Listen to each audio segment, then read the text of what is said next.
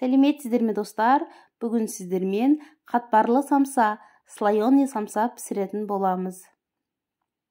Рецепті де өте ерекше. Видеоны соңына дейін қарап, лайк басып, каналыма тіркеліп кетіңіздер.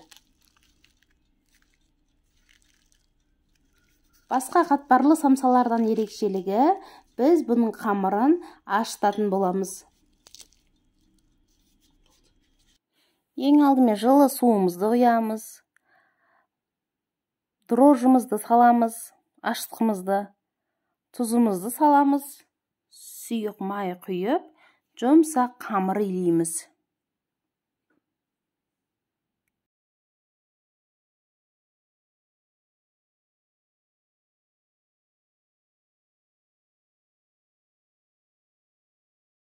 Илеп алған қамырымызды жылы жерге 1-2 сағатқа қамырымыз көтерілгенше қалдырамыз.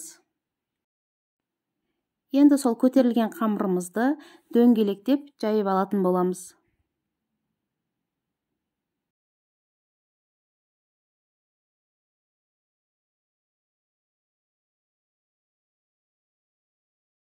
Мен осылай міне қамырымды жайып алдым. Енді біз майын жағатын боламыз. Майын, мендегі май қойдың іш майы. Яғни қолдың майы. Мен сол майды турап алып, табаға ерітіп алдым. Сұйық күйінде қамырдың бетіне жағып шығамыз. Осылай тегіс жайып шығамыз. Ал сіздерде қандай май бар? Маргарин болса, маргаринді ерітіп осылай жағып шықсаңыздар болады. Осылай ерітіп жақсаңыздар, самсаларыңыз қатпарлы болып шығады. Майының тимей қалған жерлеріне осылай қамырды бір-біріне беттестіріп, тегіс майды тигізетін боламыз. Май тимей қалған жерлеріне осылай мен қасықпен жағып шықтым. Бәр жеріне түгел теп-тегіс етіп жағып шығамыз. Енді қамырымызды шетінен бастап осылай рулет сияқты орап шығамыз. Айналдырып отырып, орап шығатын боламыз. Осылай орап алған қамырымызды морозильникке қоямыз. Морозильникке жарты сағатқа қалдырамыз. Енді ішіне салмасын дайындаймыз. Пиязын турап шығамыз. Пиязы негізі көбірек болғаны жақсы, көбірек болса дәмдірек болады.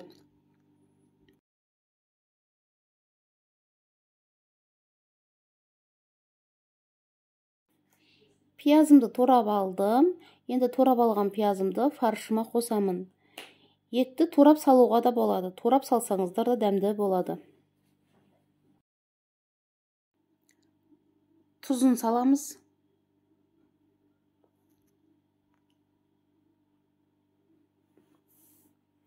Қызыл бұрышын саламыз. Қара бұрышын салып, жақсылап араластырамыз.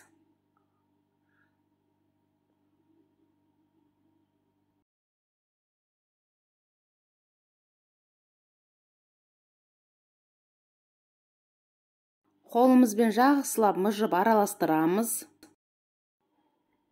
Қамырым морозильникте тұрды, салафаннан босатамыз. Енді біз оны бөлікшелерге бөліп аламыз.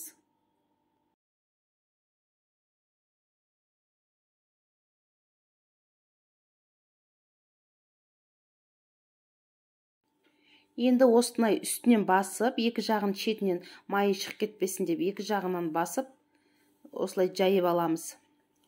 Дөңгелек етіп жаямыз, қатты баспаймыз, майы шығып кетпесін.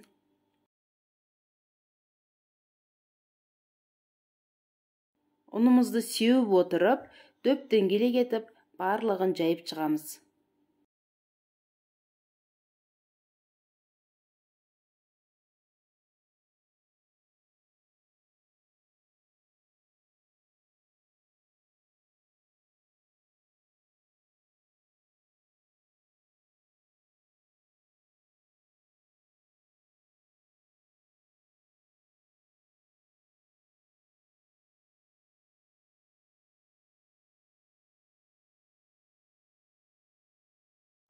Жайып алған тестамызға енді ішіне салмасын саламыз.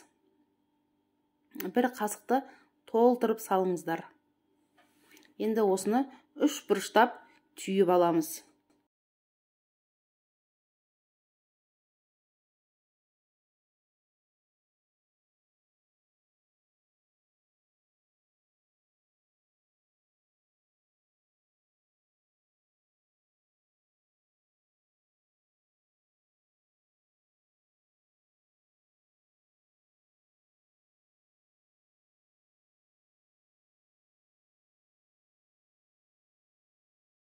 Самсаларымыздың шет-шетін осылай қатты басып шығамыз.